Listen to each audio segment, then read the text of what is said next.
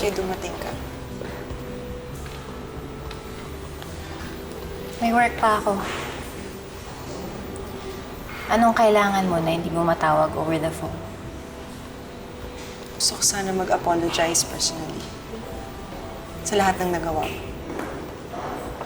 Sa mga samaan ng loob. Sa mga away natin, mga sumbatan.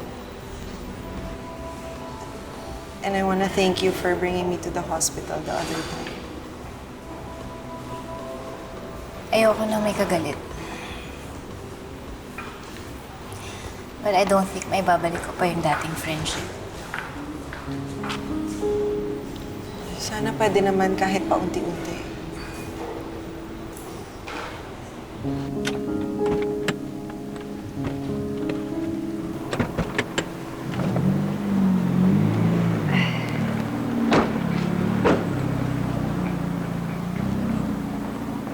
Kukuha lang ako ng card.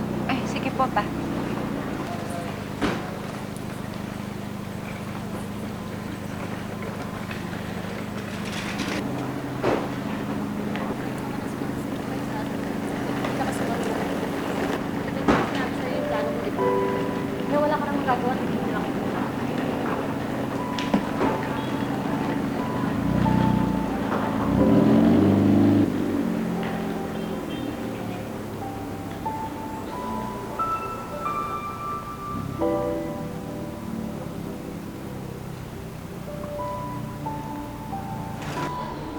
Jessie, pwede mo ba akong ituloy kay Angela? Gusto ko rin kasi makipag-ayos na eh. Saan nanggagaling to?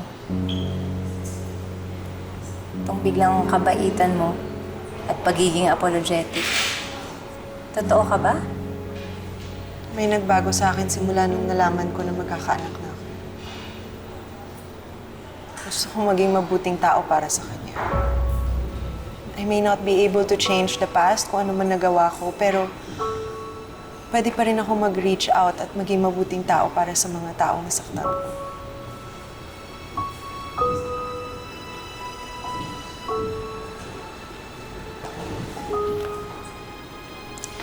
Too late ka na kay Angela.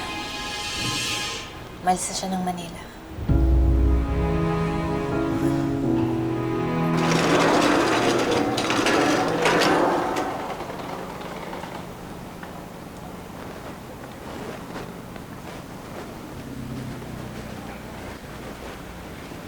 Kaya mo ba talaga?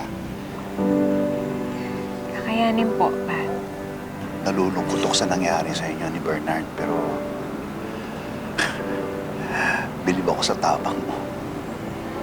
Hindi lahat kayang iwanan ang kanilang relasyon at lumipat sa malayong lugar habang buntis.